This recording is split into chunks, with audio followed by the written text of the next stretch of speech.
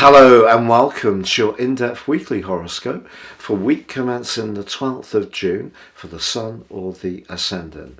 I'm going to give you some standout details that we can all collectively relate to, but please stay with me. I will explore in much greater detail all the ins and outs of each of the 12 zodiac signs from Aries through to Pisces.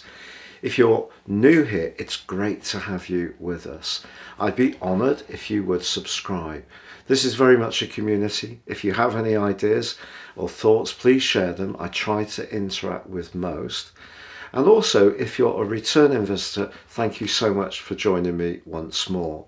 If you'd like to get your free written daily horoscope fired to your device each morning, please see the subscription link underneath this video.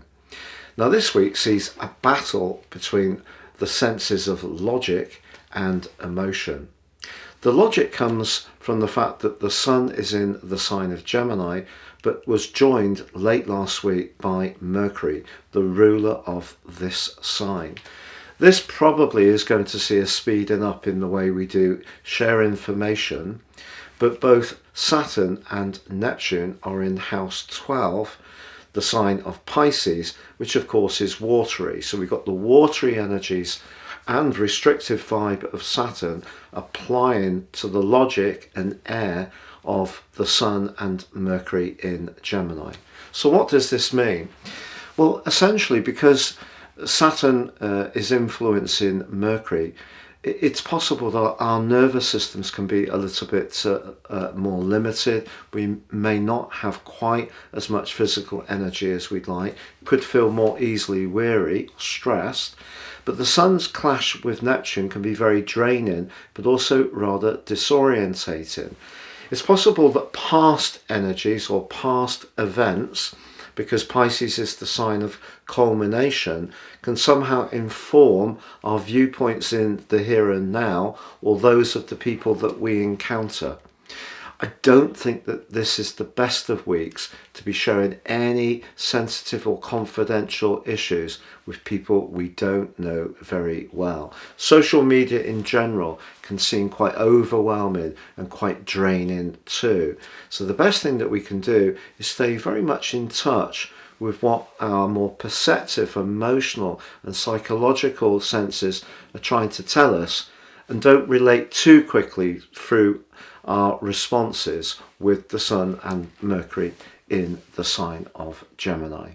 Now please stay with me for your individual zodiac sign. However, if you would like to ascend above your horoscope forecast and embrace the wonder of more serious astrology, if you give me 3 pieces of personal birth data of time, date and place of birth, I will provide for you your life roadmap report.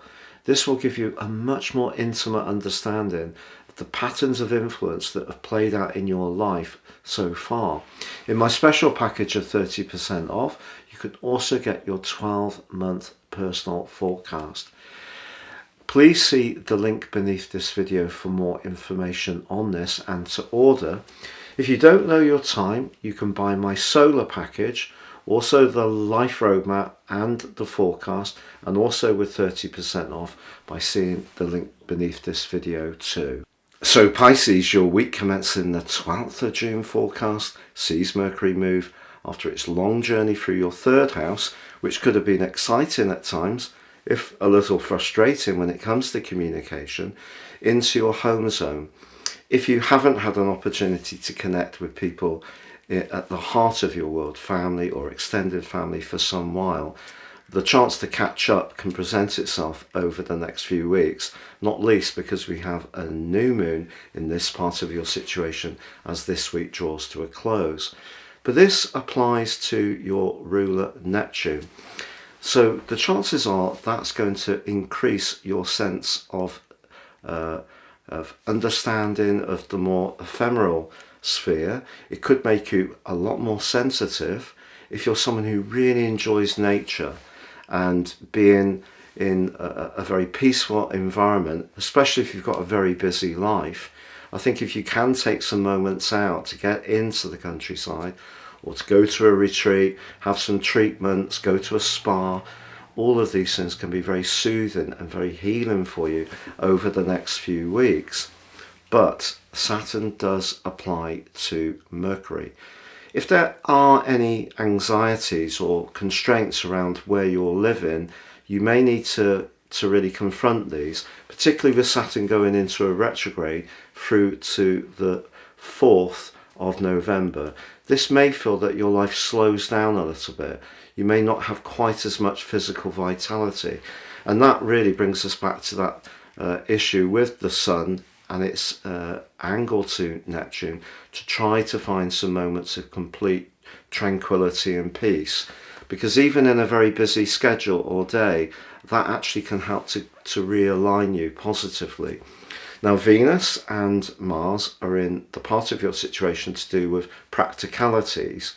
And because you can be so giving towards other people, very sacrificing at times, not always to your own advantage, I think because Saturn also connects to Venus this week, if someone asks for a favour, and it could be through work, and it just seems to you that it's just another demand being piled up on you, or your goodwill's being taken for granted, don't be fearful of pushing back a little bit, particularly as this week draws to a close, because the Sun's also going to be in a quincunx with Pluto, which has now retreated back into the sign of Capricorn, which for you is your sector of friendship. And sometimes it's important to be a good friend, but it's also important to protect our own needs. So your emotional needs, your needs for rest, recuperation, peace and tranquility, and to feel in command of your world is definitely the big feature of this week's influences.